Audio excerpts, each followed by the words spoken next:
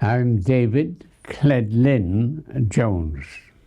My middle name is from the river that flowed past my grandmother and grandfather's farm near Lampeter.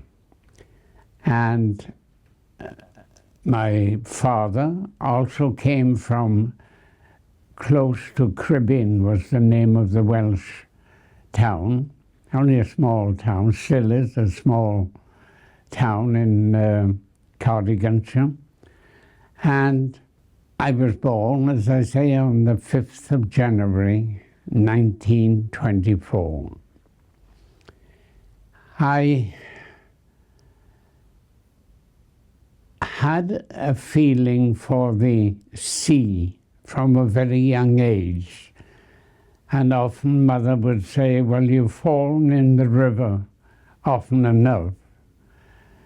And when war was declared, I was in the family pew of the Welsh chapel, Ebenezer.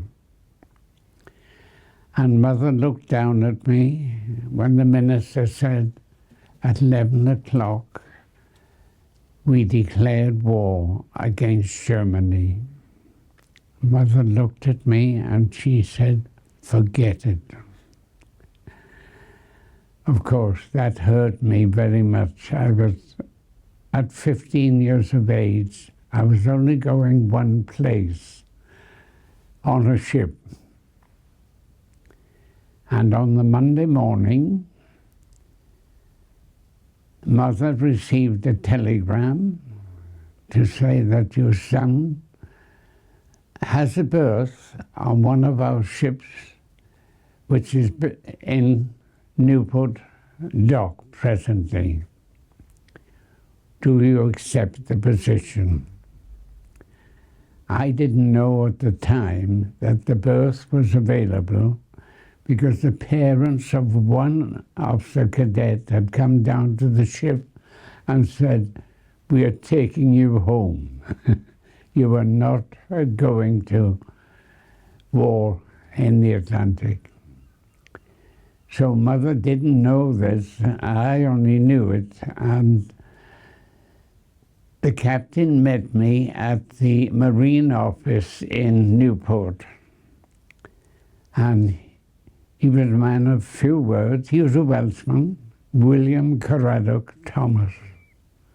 And of course, the crew always had pet names for, especially the captains, and his initials was William Caradoc, WC. So I won't say what the crew used to refer to him upstairs.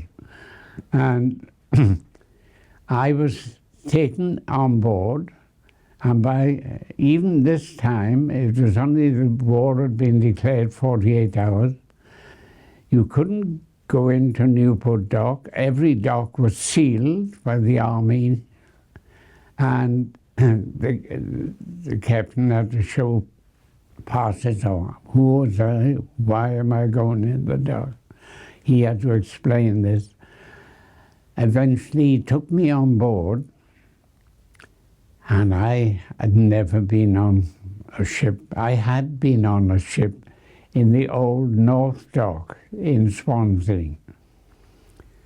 And I used to take some of the Sunday school boys in the Sunday school class down to the North Dock because there were always a couple of ships there. And I used to love to just go on board. And sometimes some of the foreign ships, they were very kind. And we talked to the officers or whoever they were. And that would be after the Sunday school. And we enjoyed ourselves.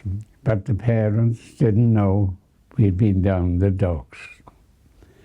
And eventually, as I say, at 7:30 on the Tuesday morning, I was on High Street Station, and you can imagine High Street Station, the Army, the Navy, and the airport, they were all there, all being called in and called up, and they were all traveling to various bases. And Mother said to me, "You sure now you do want to go?" And I was fully dressed in my new uniform, my cap, the lot. And I said, "Mother, I know, and I knew then that it cost Mother a lot of money to rig me out in my tropical uniforms, my North uniforms, the winter uniforms, the bridge coats, you know, I had all of this. And I said, I will not let you down. I went then, and I went to Newport, met the captain, and he took me on board. He was a man of few words. Never said anything to me in the taxi going down to the dock. Told me where to go up the gangway with him. He was allowed by the armed guards to go on board. And then he got to the officer cadets home. It was directly beneath the captain's cabin. And it was a cabin for 6 cadets. There were double bunks on the 4 walls. And he opened the door, and the senior cadet stood up and answered the captain. The captain said, "This is David C. Jones, the new cadet. Tell him all about it." He left, he went to his quarters upstairs, and I was taken into the cadets' abode. It was, on every ship, the cadets' place was called the half deck. So I met the other 5 cadets. 2 were South Africans of the naval training ship, General Booth, in South Africa. And they thought they were a cut above us because I hadn't been to the naval training ship in the UK. But they were snooty, and I soon found out that I was the junior cadet. So they would tell me what to do, and we dined in our one room. Had quite a large table and 3 benches around the table. And when it came to meal times, who was it that had to weather the storm and go to the galley and get the meals for the other 5 cadets and myself? Young Jones. Jones Galley.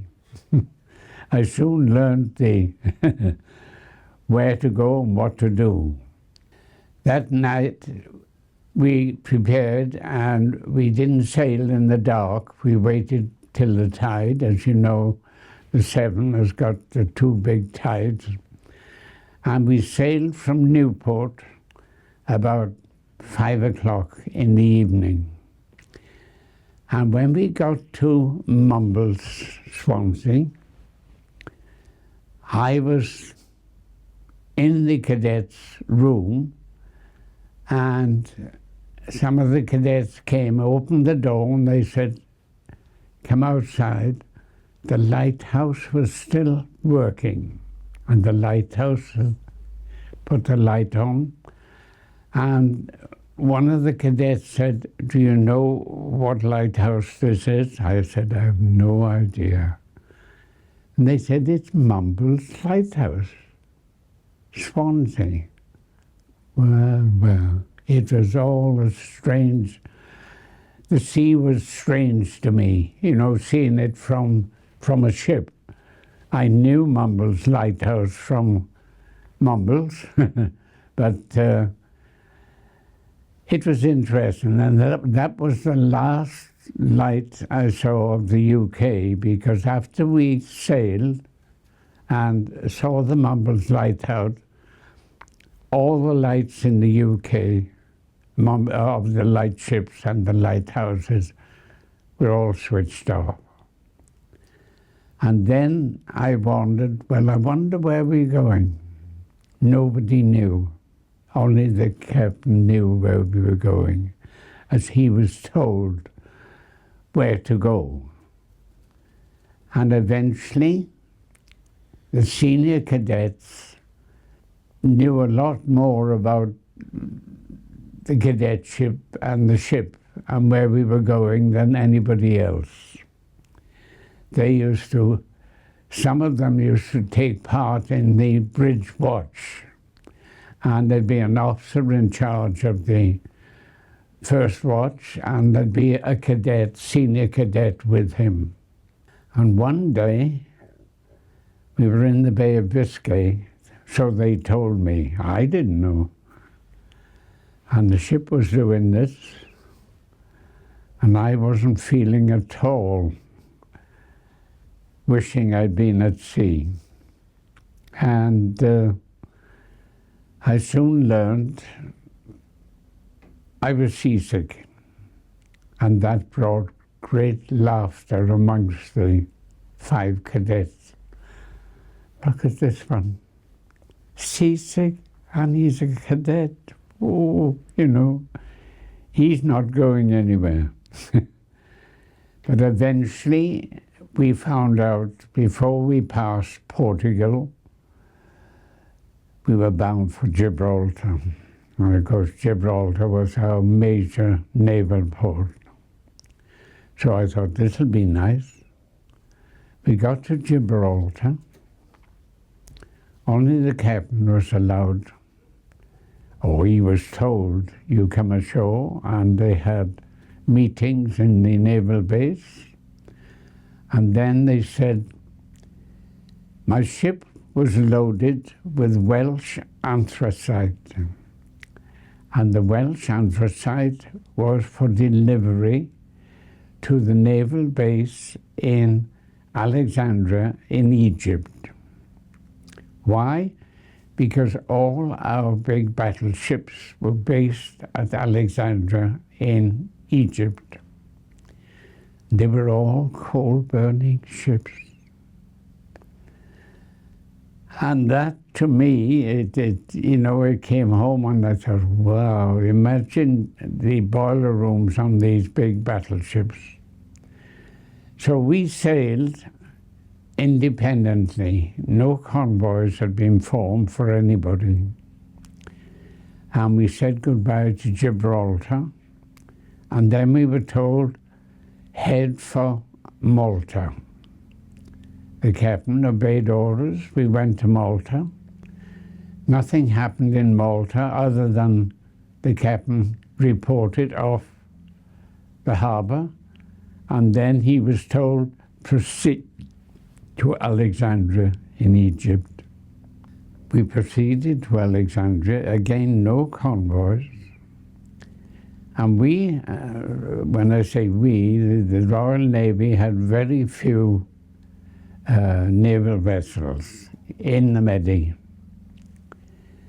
And we eventually got to Alexandria, and there was the Navy, the big, heavy battleships at anchor. Some were in harbor, and all you could see was the Navy boys on board, full dress and working on board. We went in, discharged our anthracite, and then all wondered, where are we going next? And then apparently the captain was told he had orders that we were going to load cotton seed in Egypt to make the army and navy uniforms in the UK. So we went under the tips and we sailed fully laden with the very fine grain, I called it. We sailed, and we sailed from Alexandria, didn't go to Malta, went to Gibraltar, and then we were told to make the UK from Gibraltar. No convoys. No convoys had been set up anywhere. So we sailed, and Captain William Craddock Thomas duly delivered his ship into Liverpool and went in and discharged all the cotton seed that we had loaded. And this time I thought possibly we will have a break to go home. No, sir. No shore leave for any cadets. We discharged our grain and we left Liverpool, and the captain again was told to proceed, of all places, Milford Haven. And Milford Haven turned out to be one of our largest naval bases in the UK, the western area of UK. We went into Milford and Milford Haven, and it's a very big harbour. Nothing happened other than the captain was taken ashore, and then the captain was brought back, and then put on board, and then we sailed. No convoy, and we all wondered where we were going. Well, the captain knew, but he was told to keep going, and obviously it was we were bound for USA. And we ended up on that first voyage in New Orleans. This was quite exciting for us cadets, because I'd read about New Orleans and all this, but the sad part was the captain put a block on young cadets going ashore after 6 p.m. You were not permitted to go ashore. And why?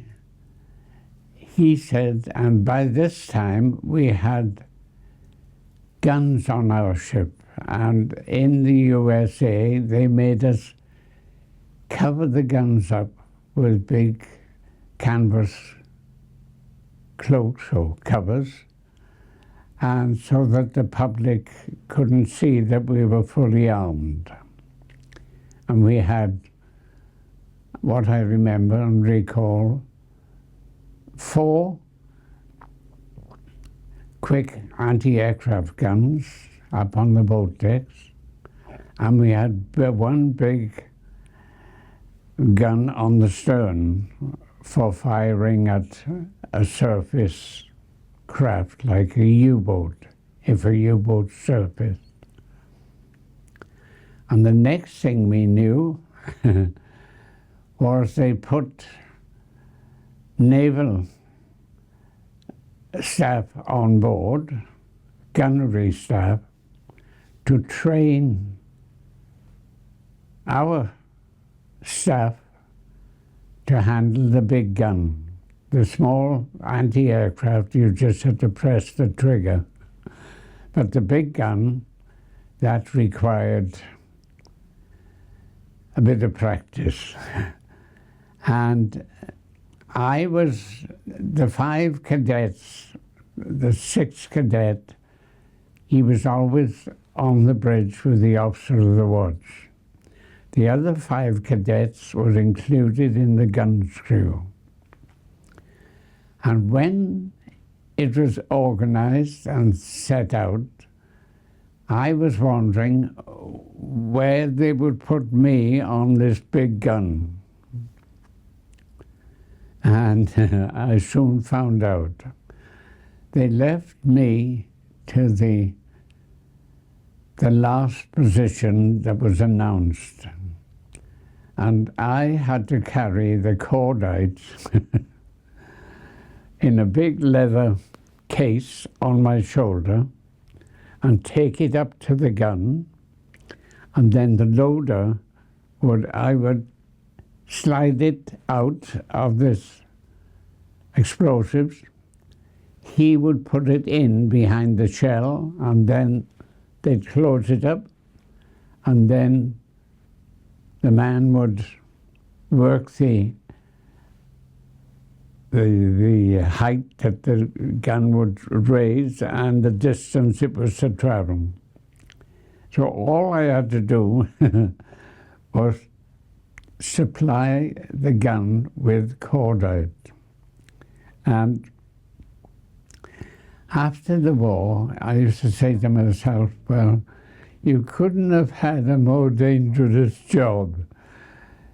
The shells were okay, they were in, you know, but the cordite, once I opened that lid of the big, thick leather container, the cordite was open to the explosion. And I thought, well, I possibly, as the years will go by, if the war lasts longer than a year, I might move up the gun's crew and I won't have to carry the cordite. But I was still carrying the cordite. 2.5 years later, when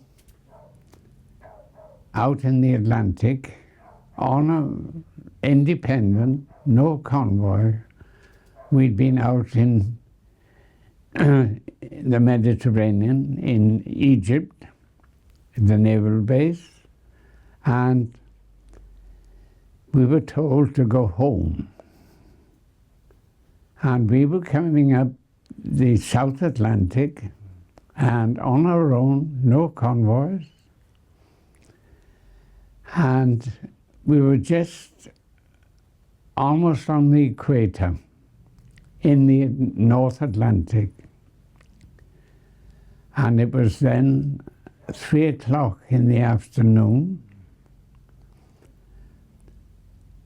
that I was working late. I'd been up on the foremast for something, or putting new signal halyards up. A nice job for a cadet. And I was in the shower, the cadet's bathroom, having a shower, when this one almighty blast hit my ship, and there was one major explosion.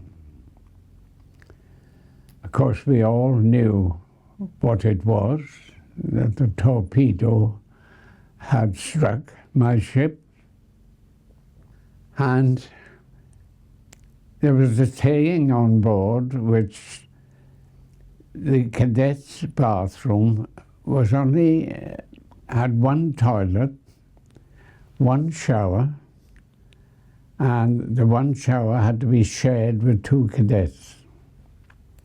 So the old saying was, once in the bathroom, lock the door. So you had it to yourself. And the saying was, don't ever lock your door with a war on. But the cadets were different. They wanted the one shower and the toilet no one to come in. And I found myself at 3 minutes past 3 in the afternoon with the porthole open and this massive explosion. It didn't affect me other than I was soaked all over and my shower stopped. Obviously pipes had exploded or down below, and then I thought, Jones, get out of this. So I went straight to the door, and the door was a heavy teak door, a beautiful door. But when they said you never close the teak door, we did not believe this was, but we always did. And then you had the bathroom to yourself. I could not open the door. The door had twisted in the explosion. And I thought I was wasting my time. The ship now had listed to the side where the torpedo had gone in. And I was looking out of the porthole, and I was looking down at the sea. Not a visit out of the porthole, which I should have seen the sea and the gunwale of my ship. The gunwale was underwater. So I said, Jones, if you don't get out of this steel 4 walls, you cannot open the door. You've got to get out through the porthole. Well, I looked at myself, and of course, by this time, I had put on my Mae West, as they called it in the wartime. And it was an old-fashioned big bulge in the front and a big bulge in the back. And I was stupid. I tried to get through the porthole. And halfway through, I kept telling myself, Jones, you are not going to get the other side of this porthole with the Mae West on. So I had to go back with my feet, take the Mae West off, and get up, and then it was my shoulders. Well, I couldn't take my shoulders off, but at least I managed to get my shoulders through the porthole, but I still had hold of the Mae West, which was inside the porthole. I eventually squeezed myself out, pulling the Mae West with me, and by this time, the captain had given the order to abandon ship. The ship's steam whistle was going. The abandon signal was 7 whistles on the big whistle. No one knew that where Jones was trying to get through a porthole when the 7 whistles were going, because there was no one going to walk on the starboard side where the torpedo had made a big hole in. So I eventually managed to get to the nearest ladder to go up onto the first deck. And then the second ladder was still there, and that would take me onto the boat deck. And my position, abandoned ship with the big whistle going, was boat number 2, and I was bowman. And as bowman, my position was I would go down with the boat when they lowered it, and another cadet was stern man, and he stood by the stern rope, and the crew were not allowed, no one was allowed to board the lifeboat until we were safely in the water. And just the two cadets, one in the bow, one in the stern, they would give the order, now you can board. And I was looking up, and all the crew were looking down, and the officers. And then the captain gave the order, the crew, to board their lifeboat. Sadly, the captain didn't realize. I told him we were still making way through the water. Although my ship was torpedoed, the engine wasn't hit, and the engine was still going. And they didn't realize on the boat deck when the order was given to the crew to board your lifeboat.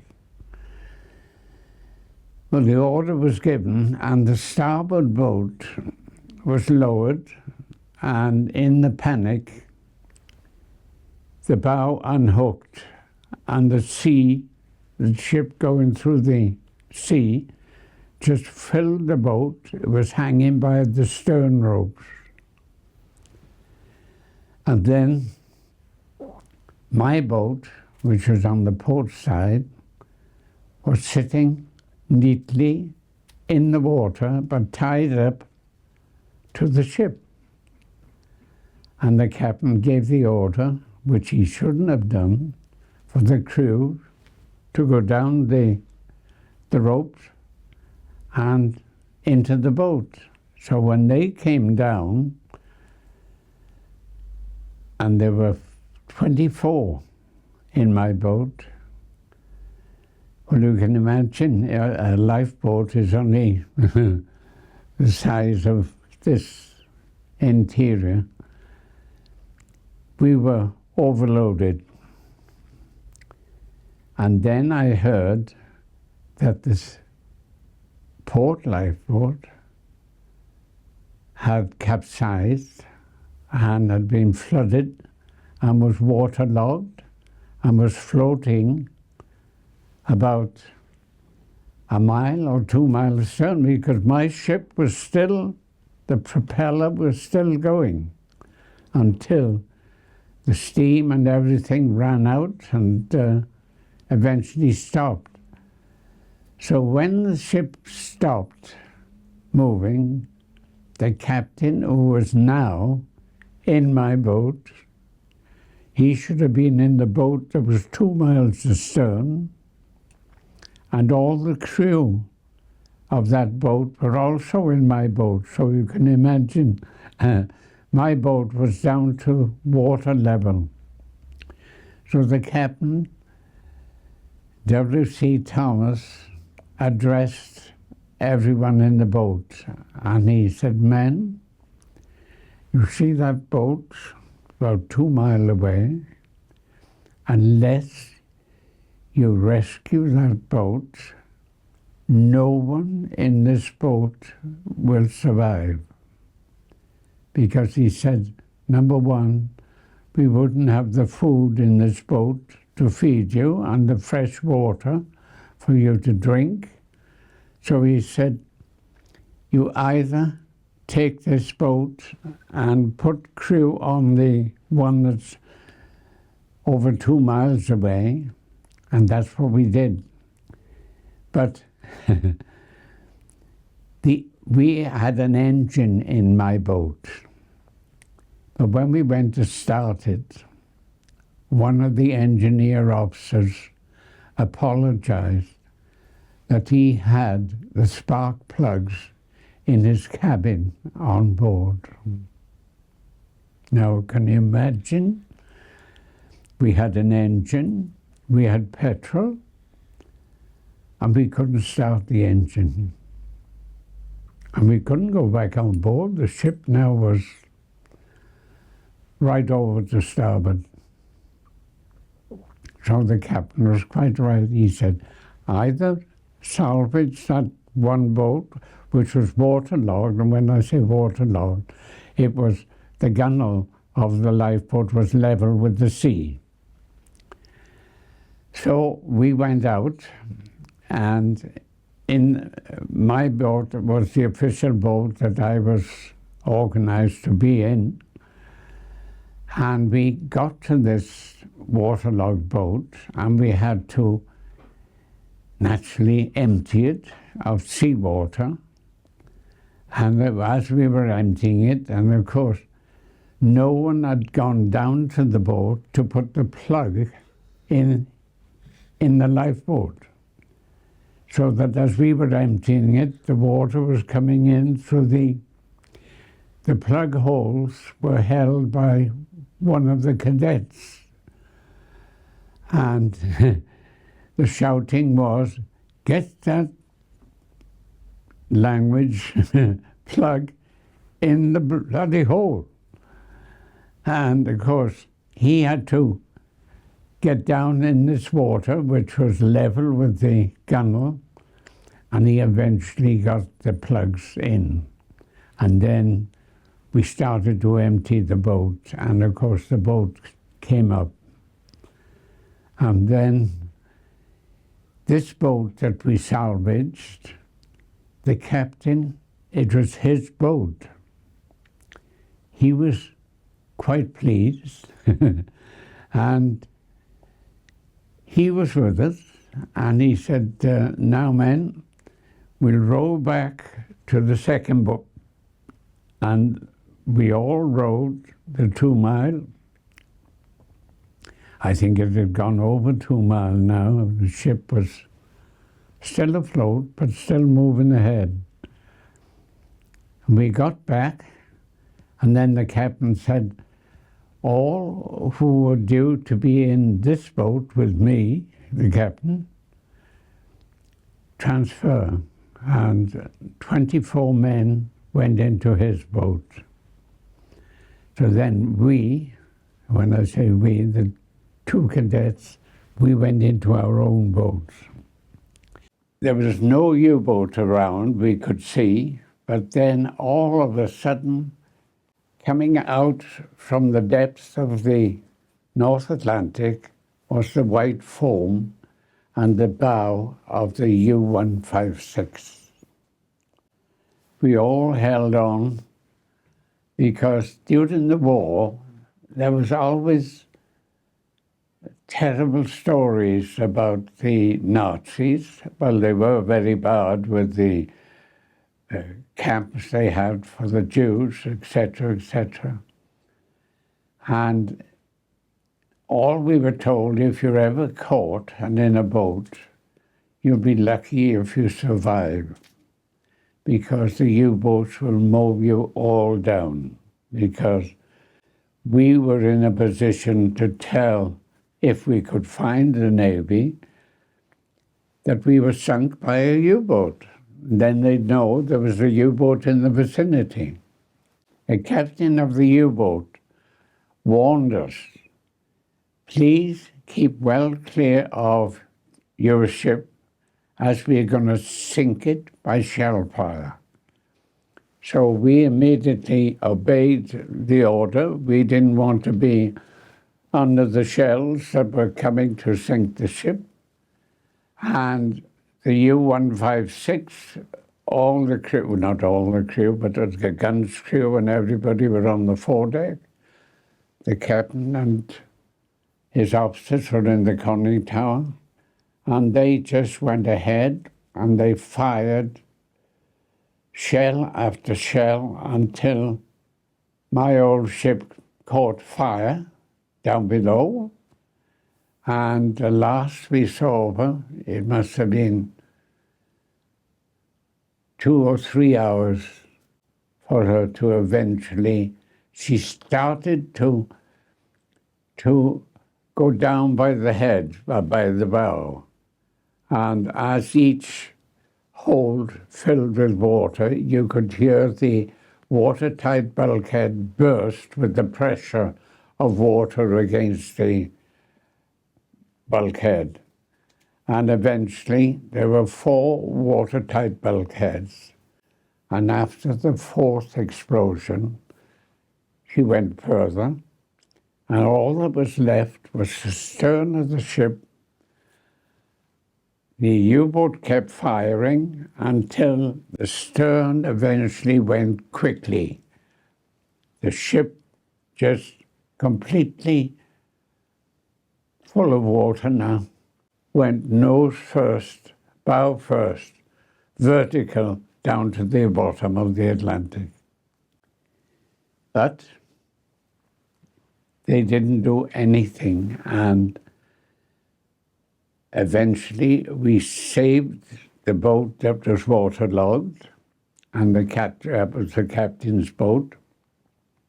And there was just the 2 lifeboats left with the full crew, 24 men in one and 24 in the other. The story went on. We lost them in the first night. We were shouting, they were shouting, and the voices and we drifted. And it was then that we realized we're not going to see them anymore. In the morning, as far as we could see from water level, there was no other boat.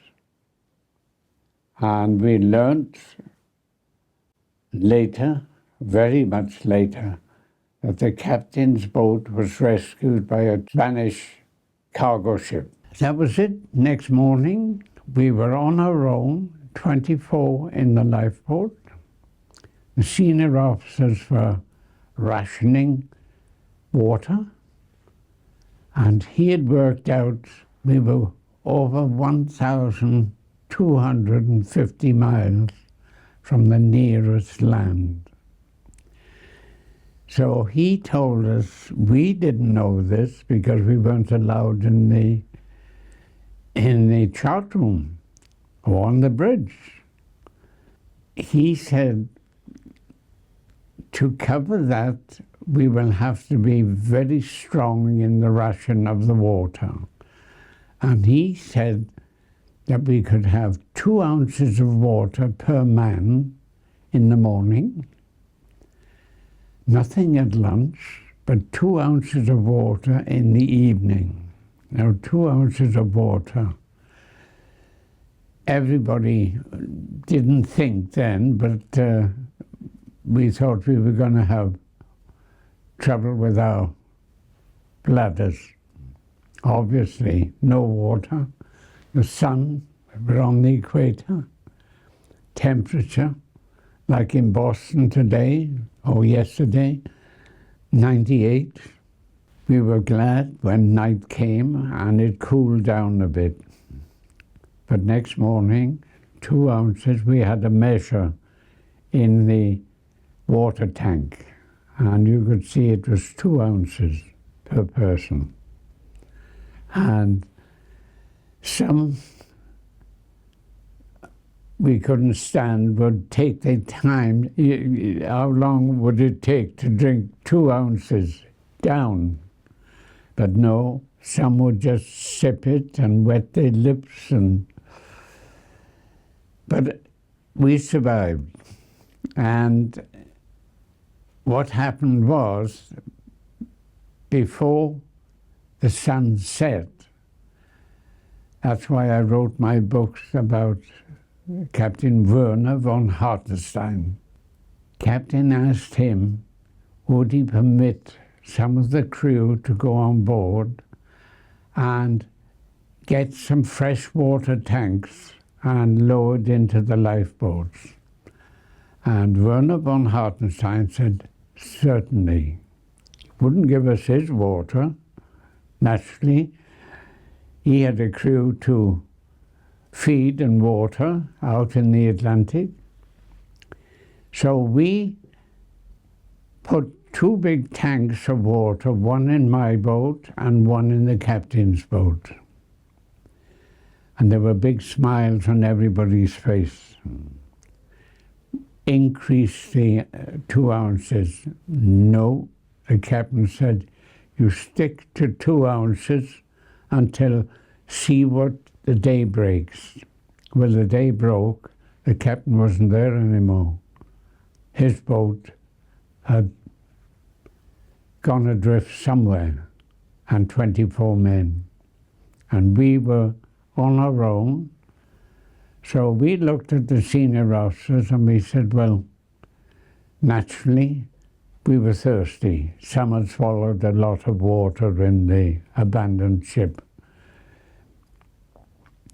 But he wouldn't alter, you just had the 2 ounces. And this he kept up. And the weather was, I would call it now, favorable, in that we didn't have a storm or anything or waves like that. We had waves, and we had spray coming over the boat.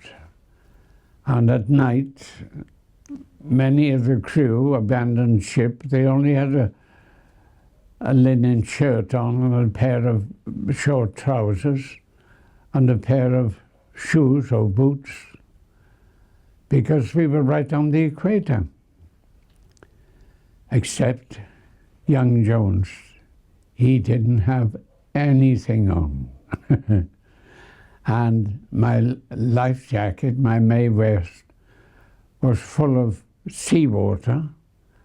So I didn't want to wear that because it was cold at night, because it was still soaking wet. So we spent the first night very uncomfortable. And next morning, the senior officer, and this was what went against everything, the man that saved our lives was the junior 3rd officer. And why? He had been, he was from the Shetland Islands. And from a boy, like I was made a cadet as a boy of 15, he used to go fishing when he was 12 years old.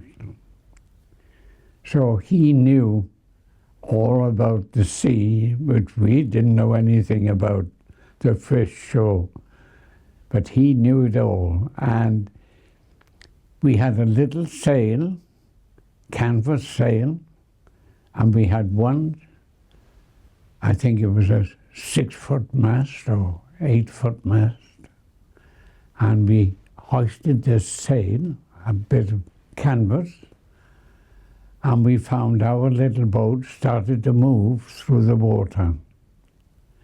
But we had damaged the rudder of the boat when it was launched. So, fortunately, we had, I think it was a junior carpenter on board my boat, and he fixed the damage to the rudder, which was all wood. Everything was wood. The lifeboat was wood, but as the war went on, the lifeboats became aluminium, and so we spent the night, hopefully, with this young officer. He was sitting on the stern with the hand on the tiller, and he controlled this little bit of canvas. And I must say, when you looked over the side, you could see the water flowing past us, so we were moving. And he had my compass, that compass, in front of him.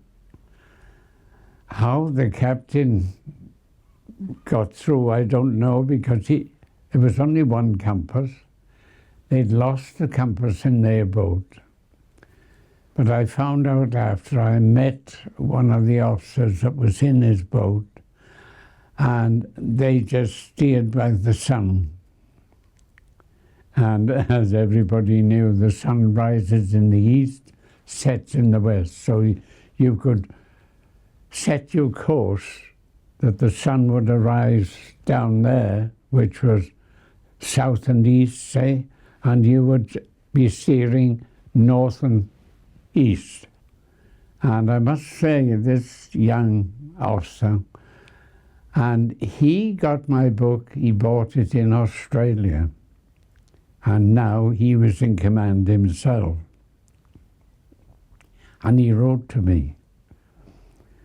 And he said, thank you very much for the kind words. I mentioned his name. I didn't mention anybody else's name other than the captain of my ship. And I said, other than this young third officer, I said, we could have been still out trying to find land off the Atlantic. And he was made up about this because he handled our boat as if he was back in the Shetlands and he'd gone out fishing. And no one asked him any questions. He couldn't sit there for 24 hours a day. So some of the officers had to take over. I was never offered the chance of steering, and neither was the other cadets.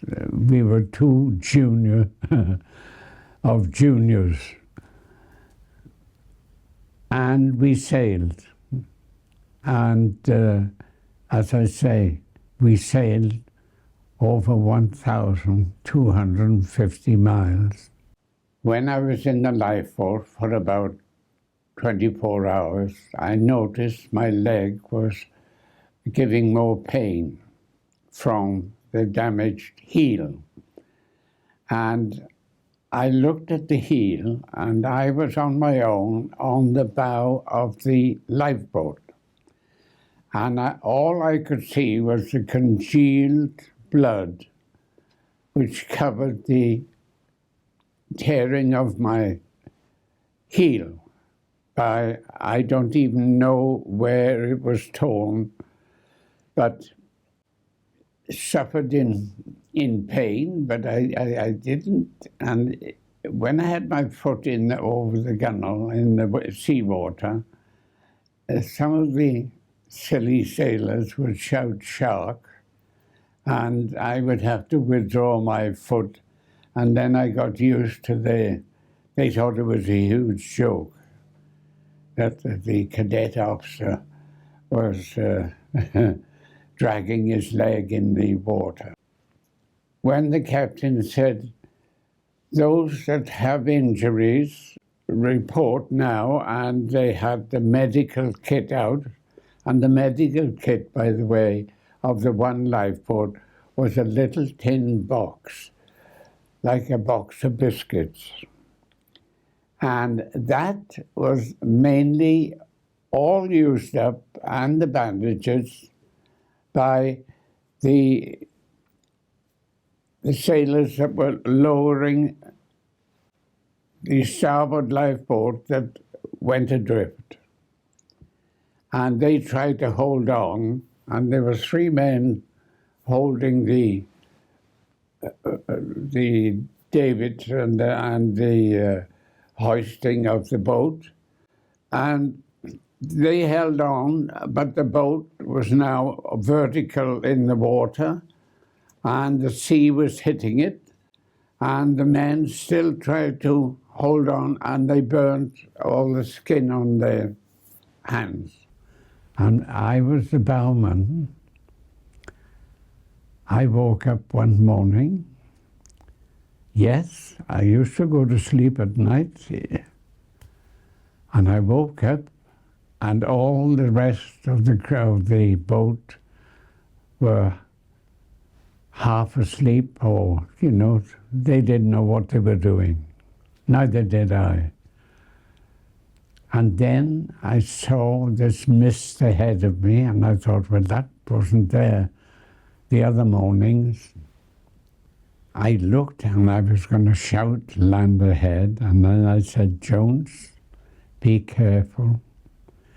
If you shout land ahead and there's no land, you're going to end up over the side, because there were some rough Liverpool sailors in the crew.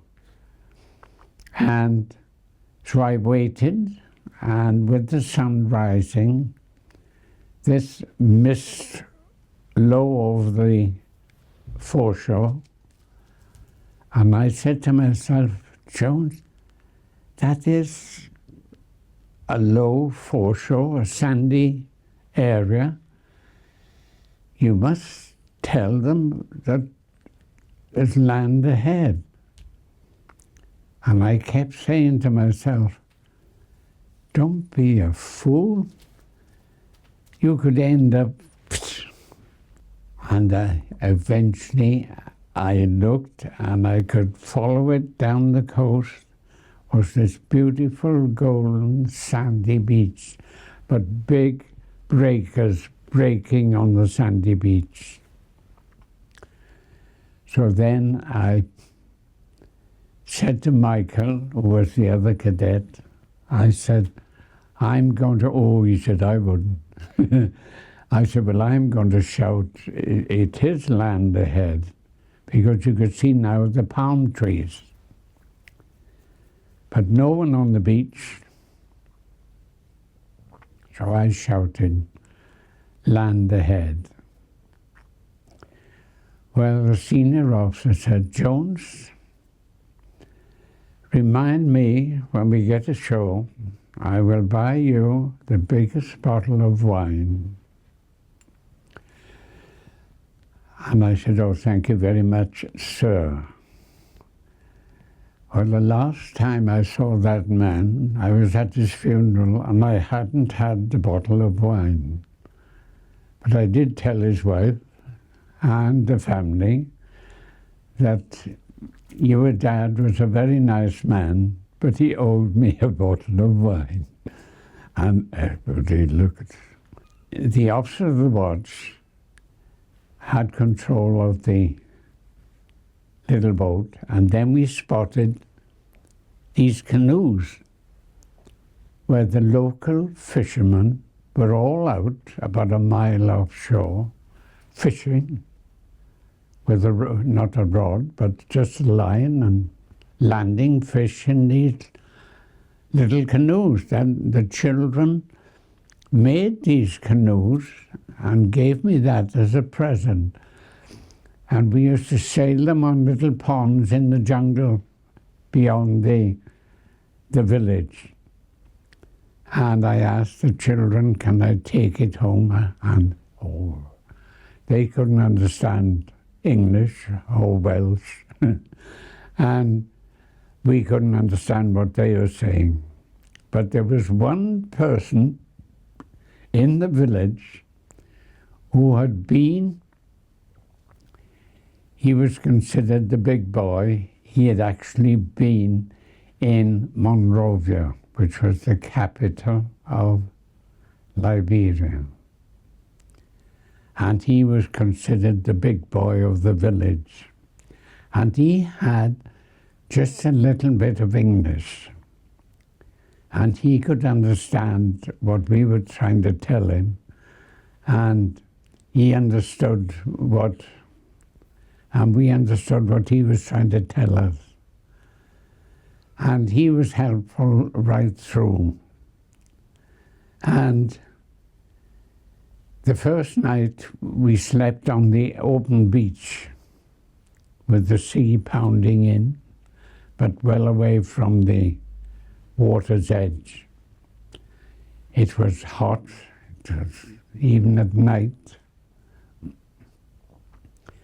And the senior officer said, ask this one man, are there any wild animals? Oh, yes. Plenty of wild animals in the jungle. So we all looked at one another and we thought, whoa. So the senior officer said, well, if we all sleep in a circle with our feet touching each other's feet, whichever one gets a bite or a snake or whatever it was, he'd be the first to jump, and then all of us in the circle would know what to do, get up and run. Nothing happened. Nothing came near us. We all slept. By now, we asked the big boys who lived in the village, they wanted to take over the lifeboat. And of course, everybody agreed. Yeah, you know, you live here. And obviously they ran with the sail up, they ran our boat ashore. And then the order was given, everybody out. So all we had to do was put our feet out and stand on the golden sand. So we said, what are we going to do with the lifeboat? You know, possibly we could carry on sailing and find out where we are and then move up the coast towards Freetown. We still had the sail, but no, the next thing we saw was our lifeboat on the shoulders of 12 men, 6 one side, 6 the other, upside down, going into the jungle. And we tried to tell this one that could understand a little, they cannot take the boat and turn it upside down. The heat of the day would open the seams of the boat and you wouldn't be able to put the boat back in the sea. And then we would have to stay here and live in this village. Oh no. They wanted the boat. And they had the boat. And they took it into the village. And the last we saw of the boat was it was upside down in the center of the village by the chief of the village's house. And every time he came out in the morning, he would look at the boat, and it was his boat. And we'd say, take it back into the, oh no, we were not permitted to touch the boat. So we all said, well, how long are we going to be in this village? And we were actually there for 10 days. But the village got to know us, and the fisher boys used to come ashore with big fish, and then the mud huts would have so many fish, and it was like the co-op. They shared the fish in all the village, and they fed us. Mind you, many times I just had the head of a fish with 2 big eyes and big teeth because they were big fish. And I said, what am I going to do with this, you know? But luckily some of the boys had a tail, but the center of the fish went to the wives and they sorted it out in every house. So we didn't live too well.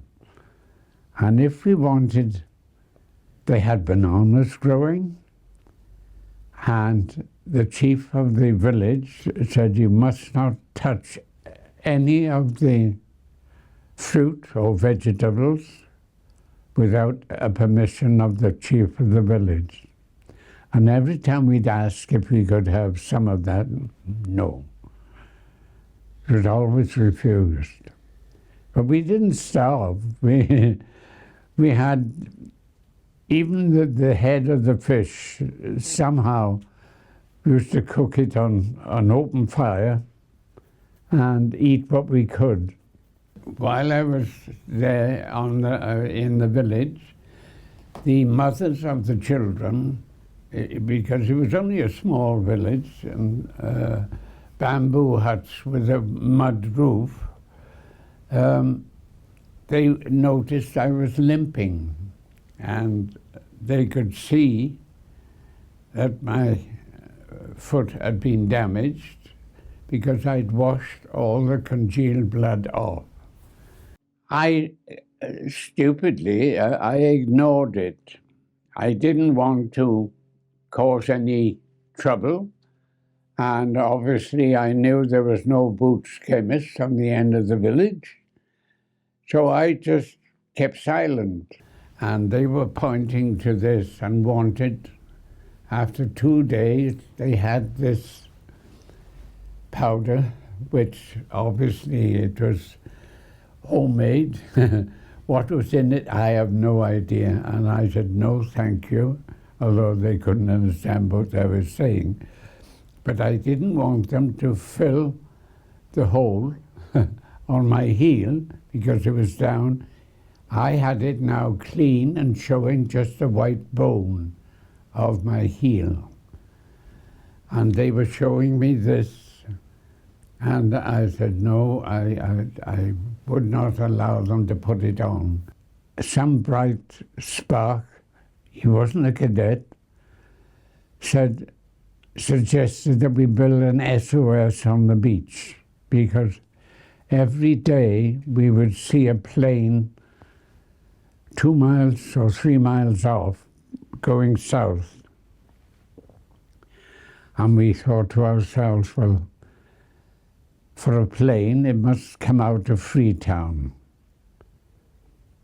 Because where would they get the petrol from and all that?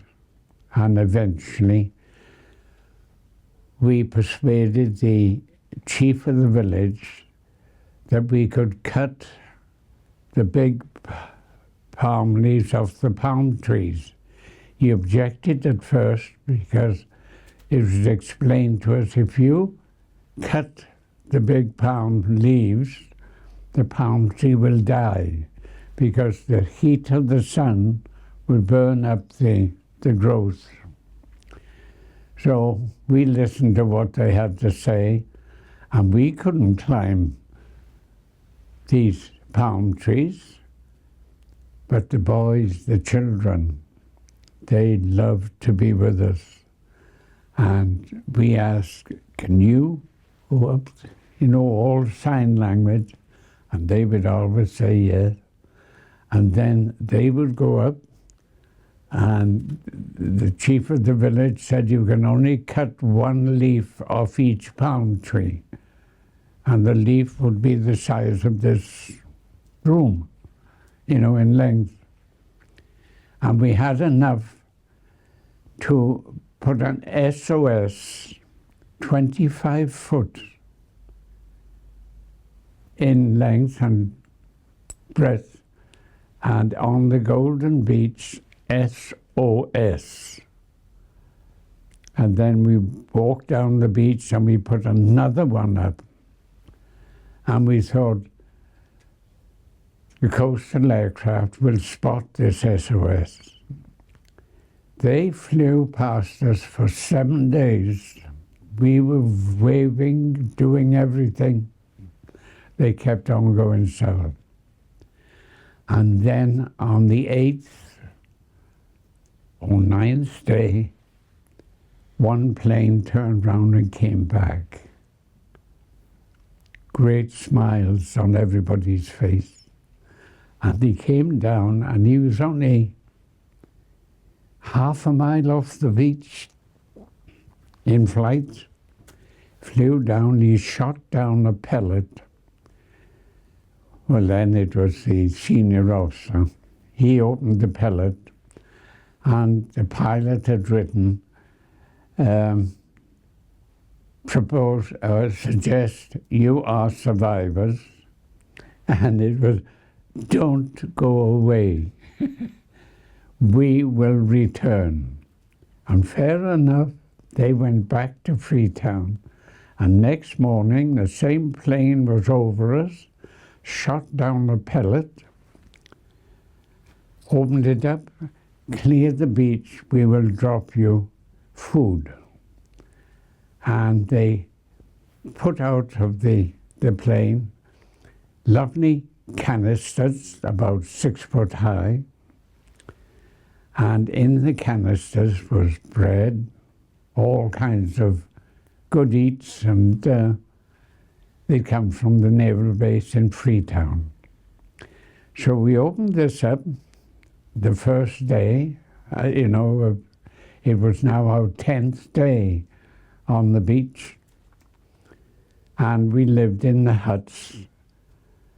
I was very hurt. Michael, the other cadet with me, the two South African cadets were landed in Cape Town as they went back to the naval training ship for their exams.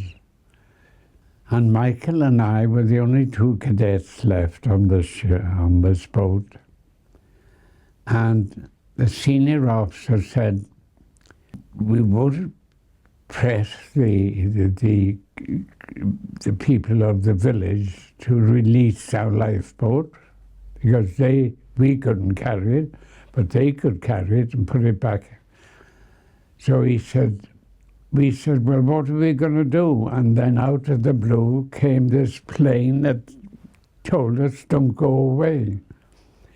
He shot another pellet down, and they opened instead of a bullet, it was like a brass twisted it, and there was a message inside.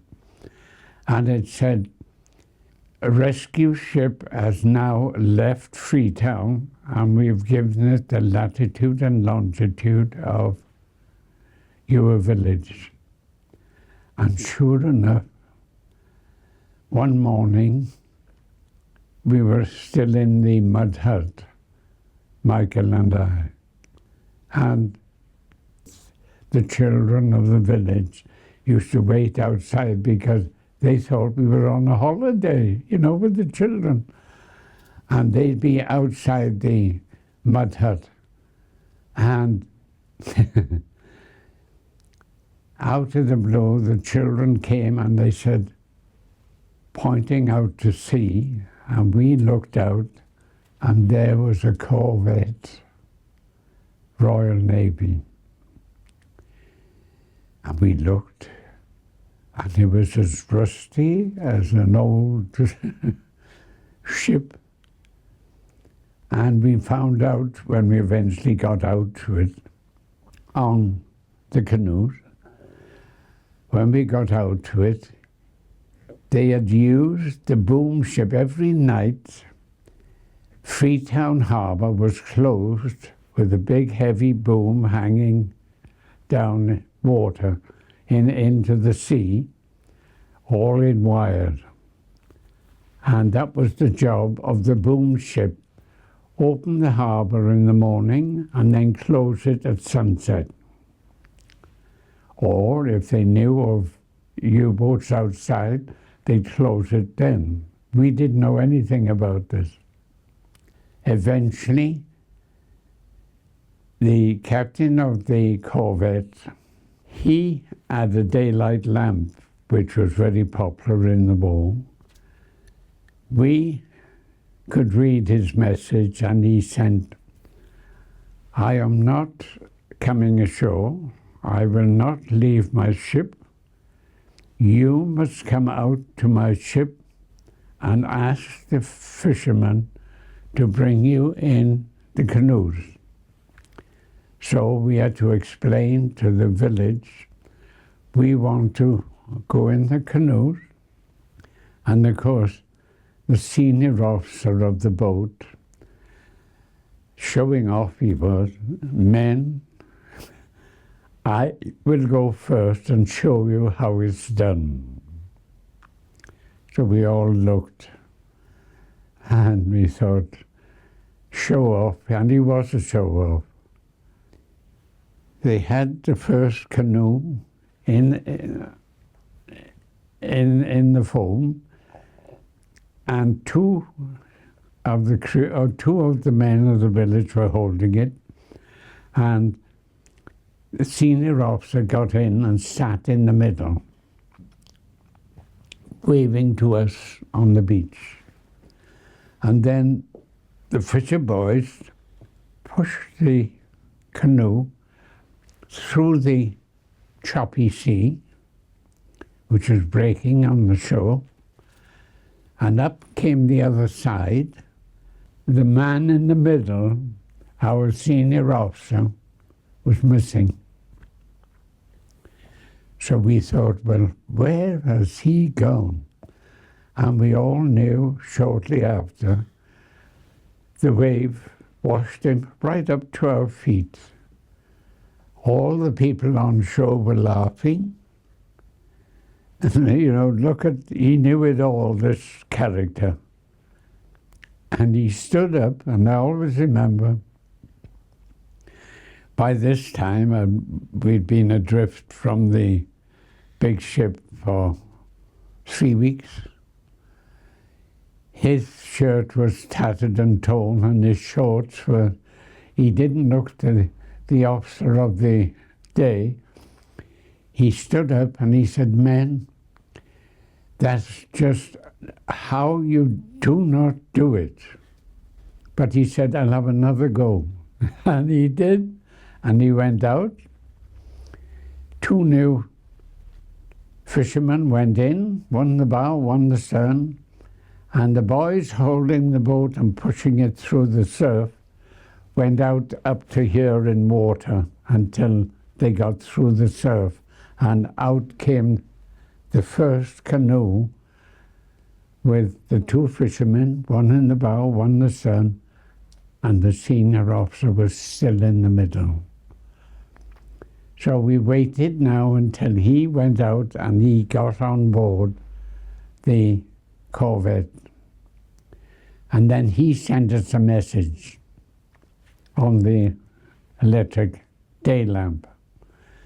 We could read it, and it said to the senior officer that was left on the beach, arrange 1 person per canoe to come through the surf and out to the rescue boat. And that's what we did.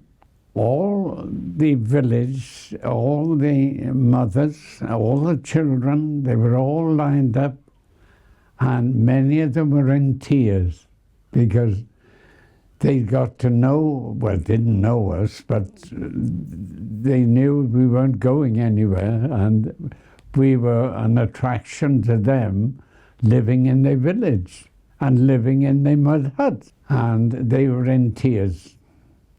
And I tell you, to be honest, many of us felt we were in tears. We'd never see these people again, ever in our lives, which I never have. I was rescued and put in a canoe, and 2 of the local men paddled me out to the rescue ship, and I was taken on board the rescue ship. And then, it was only then that the captain of the rescue ship wanted to know who had injuries. Well, me being on my own on the bow, I was the last to be presented. But I showed him, and they had more medical bandages and cream to put on and all that on the rescue ship, because she was under the white ensign, naval flag.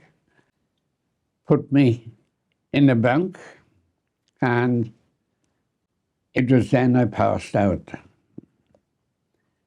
I passed out not because of my damage to my ankle, but apparently I'd picked up malaria walking barefoot in the jungle and an open wound.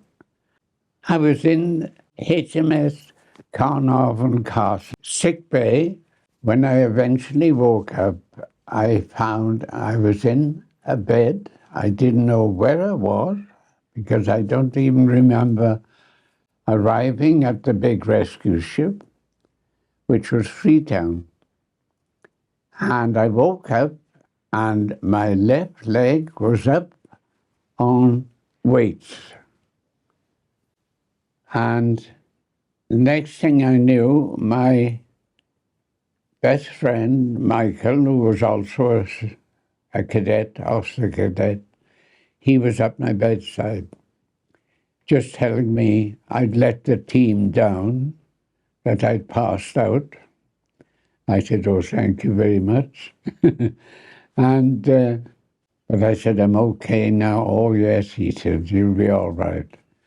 They had doctors on board, and it was the doctors that put my foot on weights to drain the badness out of my leg.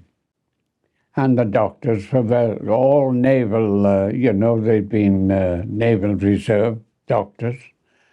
And they were very, very good and very kind. And I arrived on board the rescue ship off Greenock.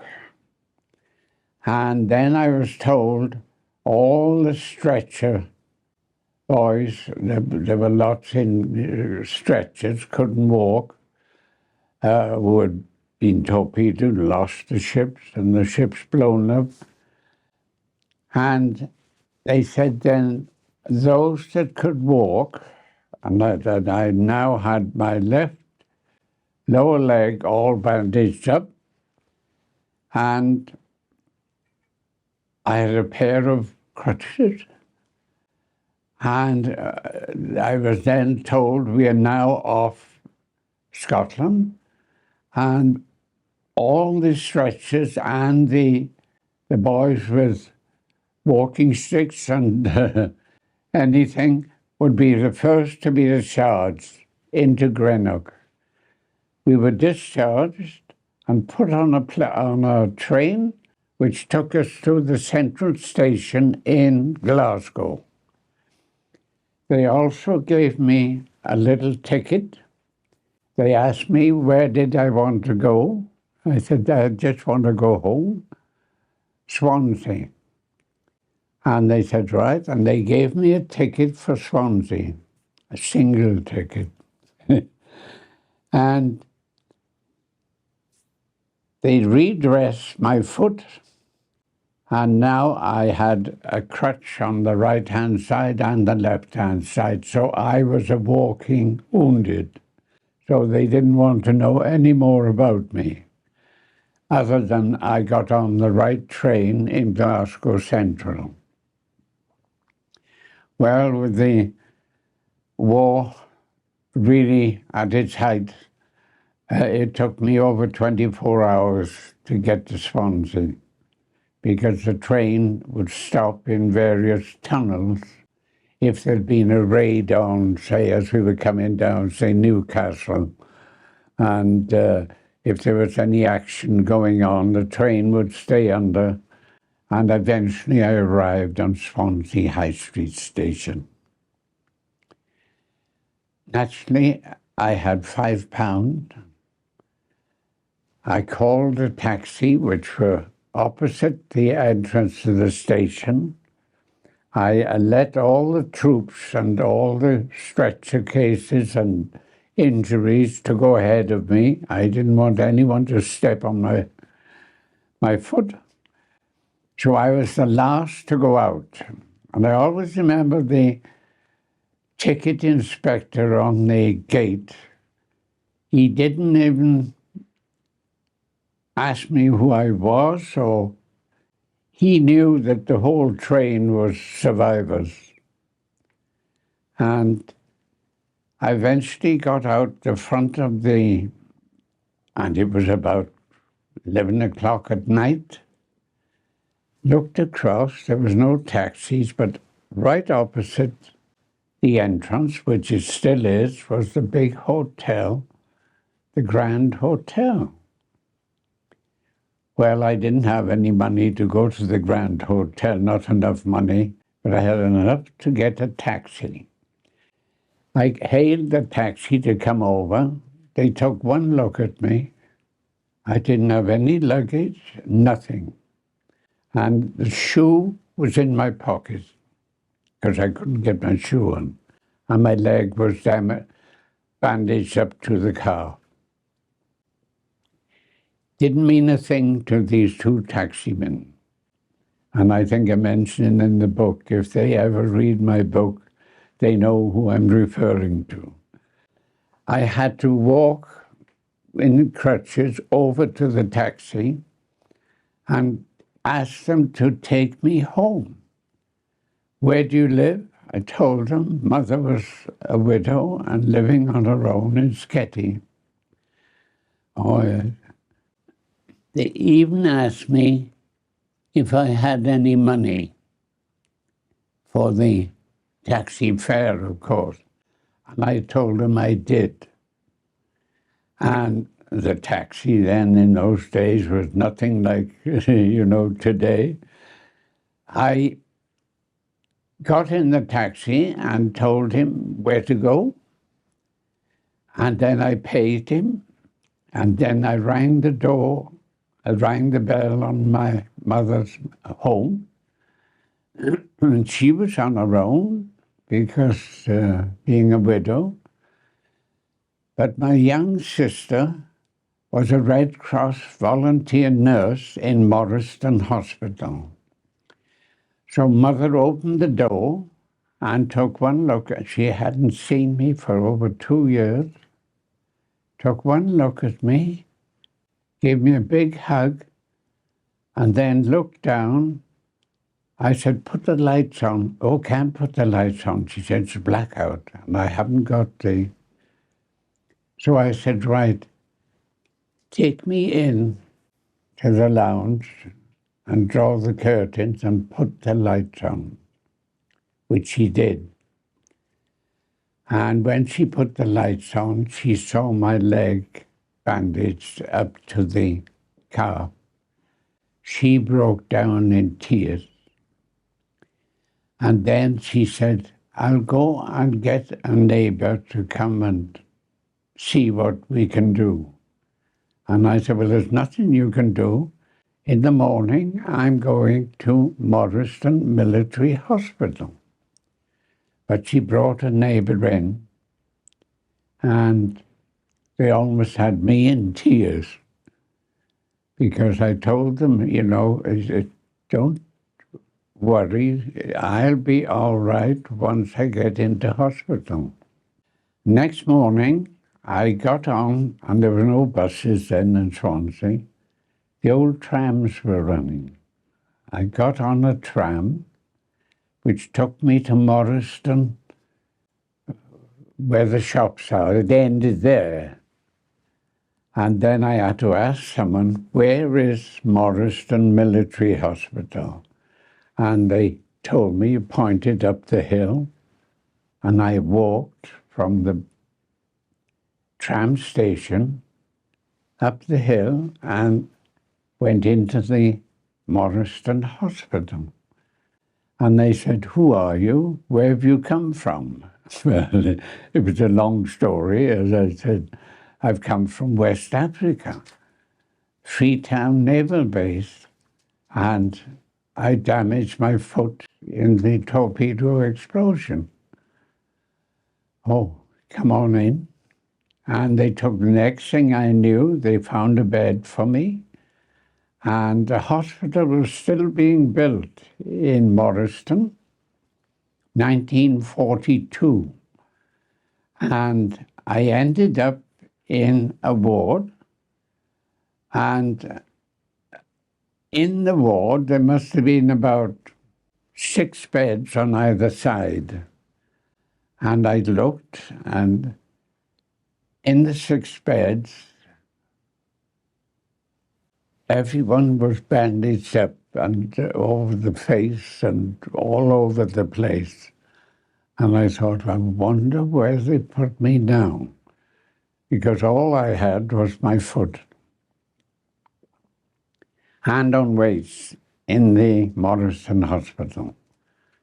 And I then signed in, as they say, and I said, you better tell my mother.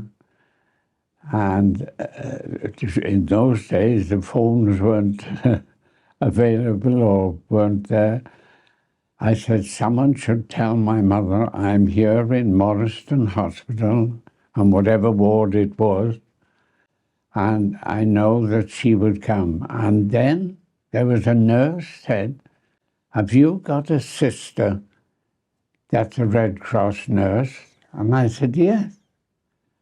She said, I know her. Her name is Elizabeth Ann. Well, I said, could you tell my sister that her brother is in ward, whatever I was in. The next thing, my sister arrived alongside my bed, all in her white Red Cross on the uniform. And she told me that she was going to get Mother herself and bring her up to the hospital. And that was when Mother came to the hospital, and when she could see the other beds where everybody was bandaged all over, she realized I wasn't all that bad. So she calmed herself down.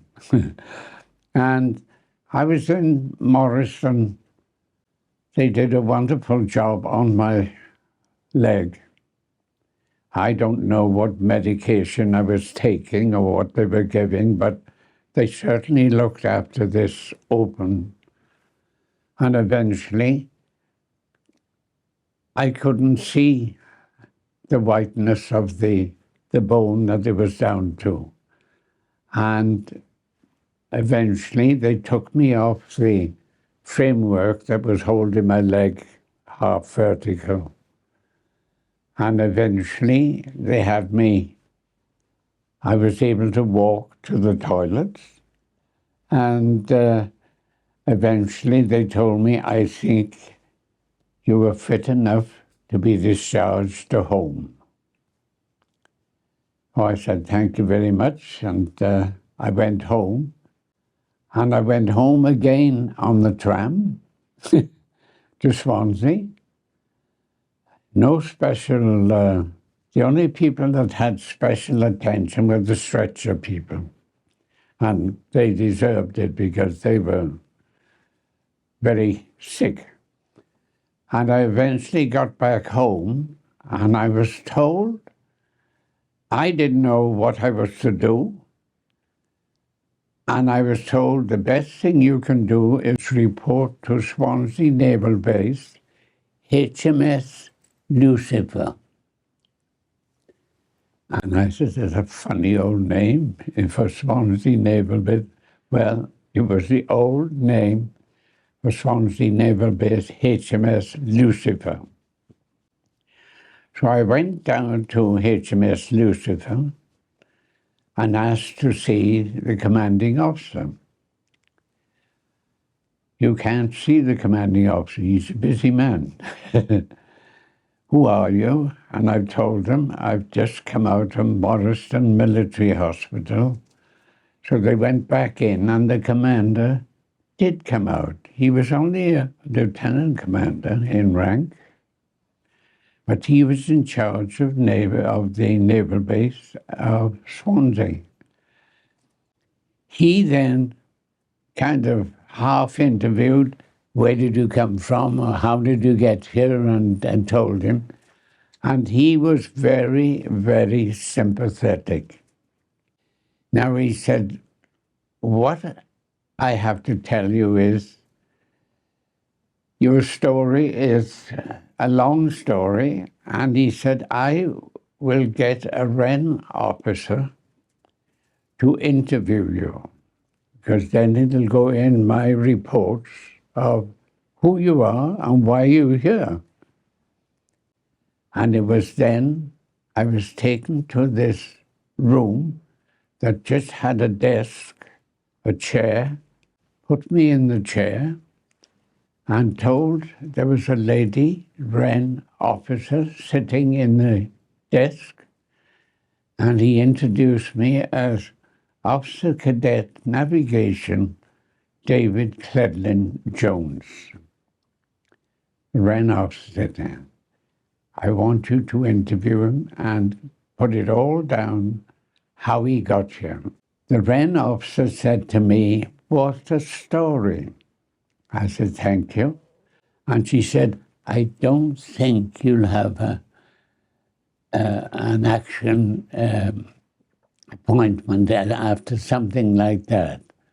So I said, thank you very much. I did not see her again. I didn't know her name, but she was very nice.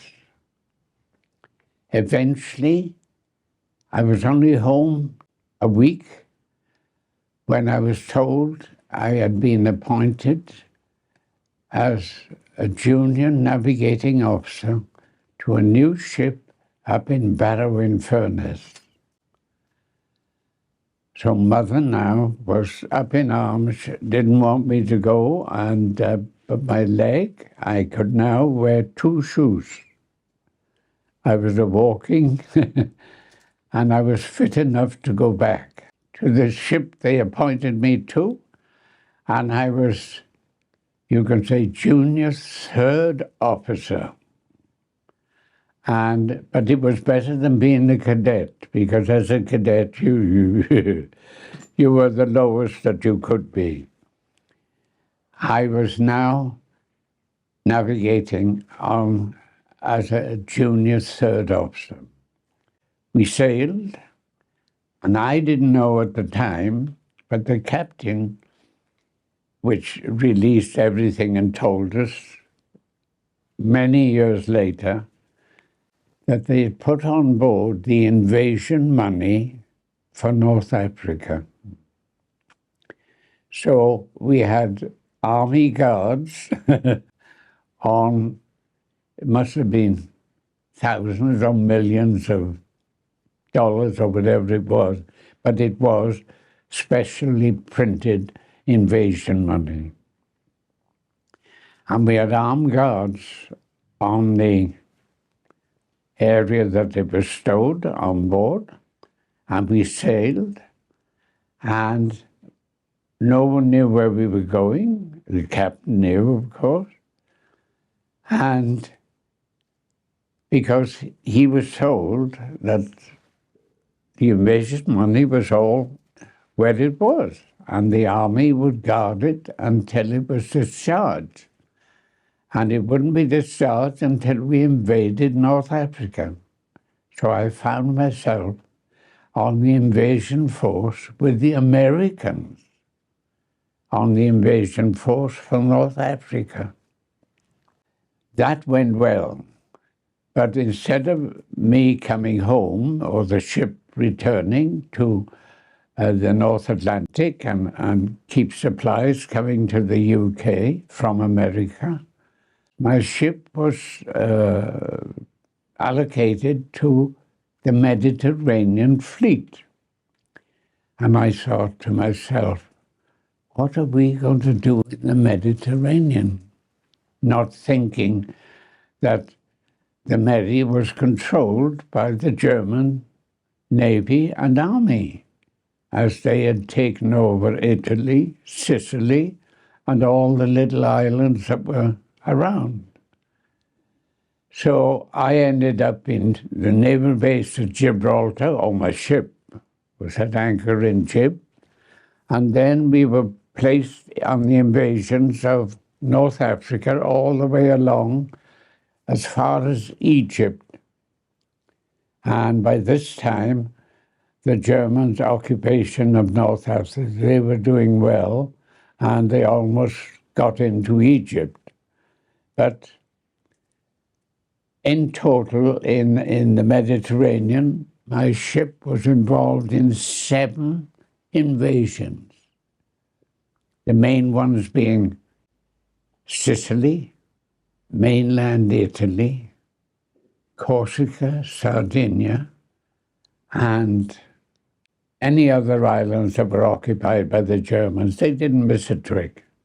After all that, the captain, I always remember, addressed the ship's staff. And he said, "Men, thank you. I have good news for you. I have orders to proceed, and you, with the ship, back to the United Kingdom." And we left the Mediterranean, all happy lads. We were going home.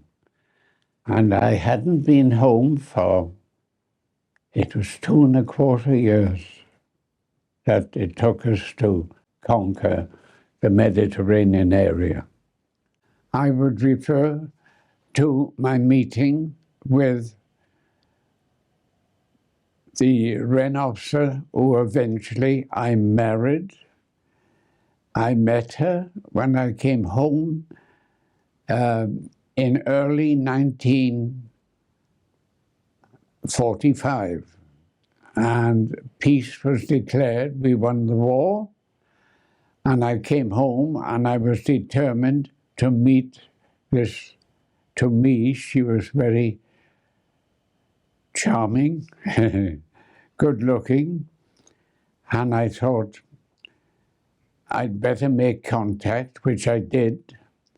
And she replied to my letters, which I was traveling the oceans again, but she would always answer my letters. And eventually I had a photograph sent to me. She was 18 plus. Her aunt was the head of the Women's Unemployment Exchange in Swansea.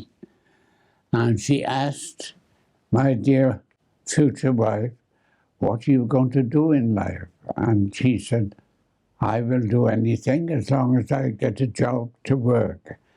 And her aunt took her on as a junior officer in the Women's Unemployment Exchange in Swansea. And I kept writing to her. She kept writing back to me. She answered all my letters.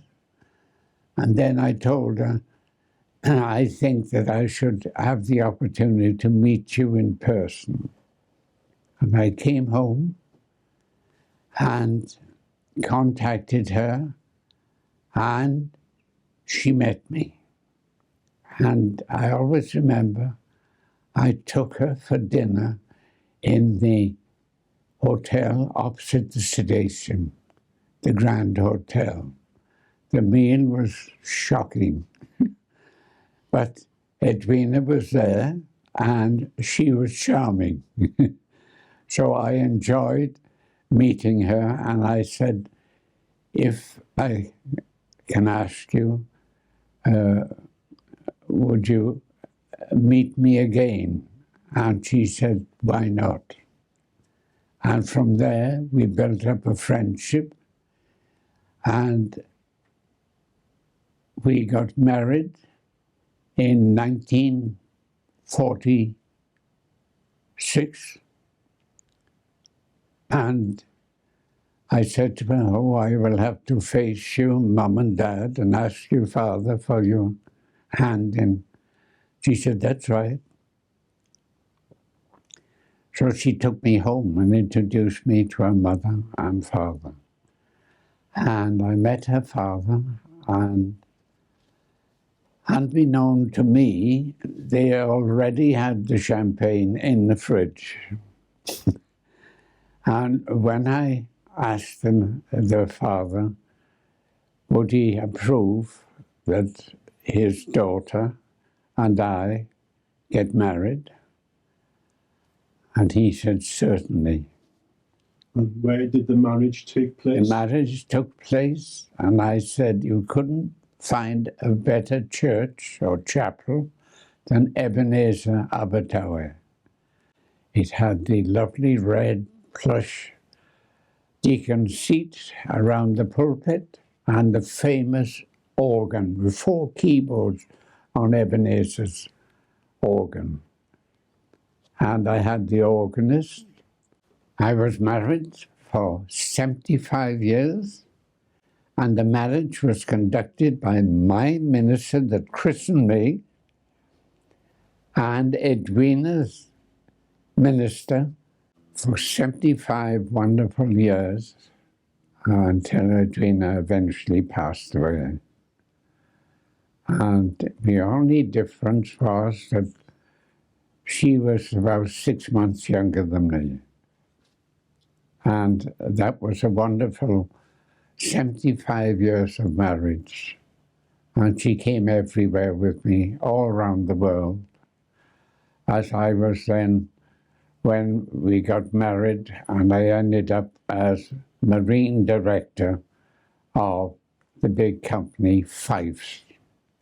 And often I've been to Freetown after the war, of course, and my company had big plantations in the Cameroons. And the Cameroons are only about 1,000 miles away, further in on the bulge of Africa. When I went out the first time to the Cameroons, we had a big shore staff there. We had our own plantations. I'm saying our own. Elders and Fifes was my company. I went ashore and I was telling the character that was in charge of the Cameroons.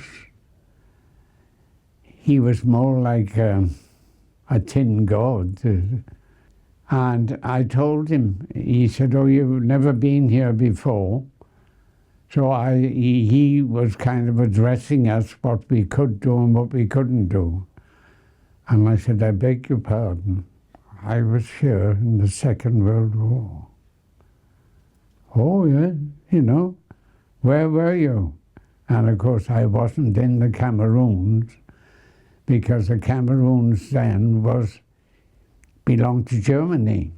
And Germany, the Cameroons were split in half, and England had half, and the French had the other half.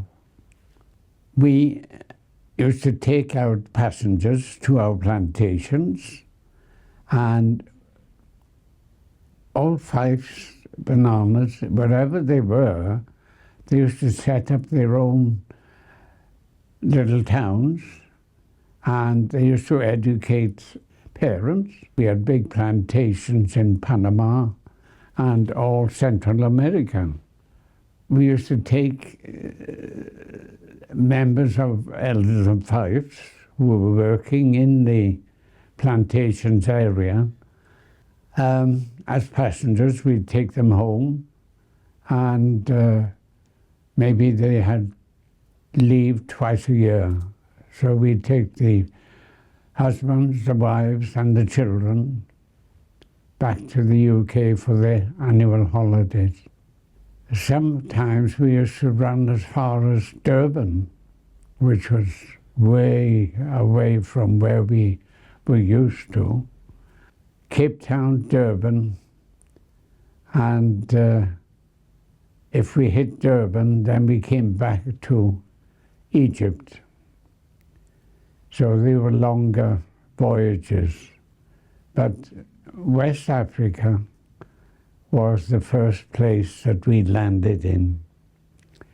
And it was very strange when I joined the Fifes line, and they had it was an American company then, and they had a very big fleet. In fact, the American owned 44 ships trading worldwide, and that's the company I joined. And eventually I had my command when I was 29, which was very young, and I only had it for 3 years. And then I was told that they were going to promote me to a shore appointment in the UK. I was to learn all about shipbuilding, and it ended up the American company, who was the parent company, said, "Send Jones," and it was Jones, it wasn't even Mr. Jones or Captain Jones, "Send Jones over and we will train him here." And it so happened head office was in Fifth Avenue in New York. Now I thought I had great promotion here. But before I knew where we were, they had moved the head office because of the expense. And where did they move it to? Boston. And where did my daughter and husband go? with their family when they were invited in the medical world. David, who's now a professor of Harvard. I used to tell the children when they were born, you know, they used to say, oh, let's take you here, Grandpa, you know. And I said, you know, I was here before you were born and before your mom and your dad ever came to Boston. Oh, no, couldn't be, you know. Mom and Dad brought up here. But the children, they were all educated in Boston. And Anne and David, they love the area. Boston City itself is wonderful as a city. And they live about 38 miles to the west of Boston. And the children were all educated there. They went to university there. And David, in his various promotions in the universities, as I say, he is now the head professor of medicine at Harvard. He has never looked back, and he went up the ladder. He was on research. They sent him to Chicago. A man was living with him. And then the boys were born in Chicago. And then Anne and David were posted somewhere else. And Sarah was born in Boston. Well, it goes to show that my story is that I had nothing to do with bananas until I decided to join the Fifes line. And the reason I decided was that the company I was with was a Cardiff company, and they didn't feed even the officers very well. And I decided, Jones, get the hell out of this and join a company where you will be fed well, and for that you'd have to join a company that is a passenger carrying company. So I looked up the fleets, and this particular line, Elders and Fifes, they would not look at any young officer unless you'd obtained your Master Mariner's qualification. So I had to wait until I came out with my little piece of paper. I had my Master Mariner at London University. And once I had that, I applied to Elders and Fifes, and the first thing they said, please identify yourself and have you a Master Mariner British certificate. And I did. And they said, we will offer you a position on one of our ships. And you know what they offered me? 4th officer. You couldn't get lower, of one of the ships. So Edwina said to me, well, I can't see, you must be stupid if you're going to give up. You've had your command. And I said, Edwina, if I go with Fifes, at least I can be home with you every month, because our cruising was only 30 days. And Edwina could see this, and she said, well,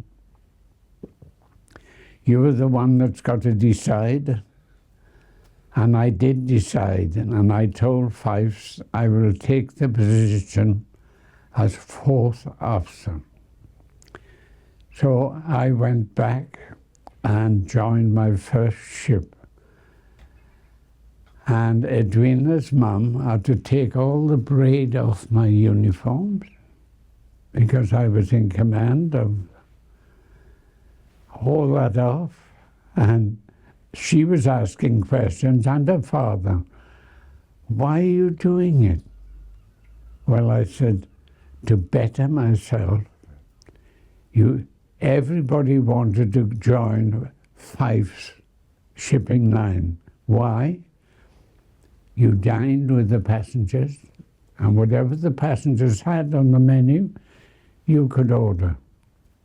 In conclusion, I've mentioned the bananas on my shipwreck when we landed in Liberia, and we used the banana leaves to draw our SOS on the beach, which was spotted by the RAF, eventually, which resulted in my being rescued off the beach by the Navy. But when you think about it all, I eventually, when peace was declared, I decided to join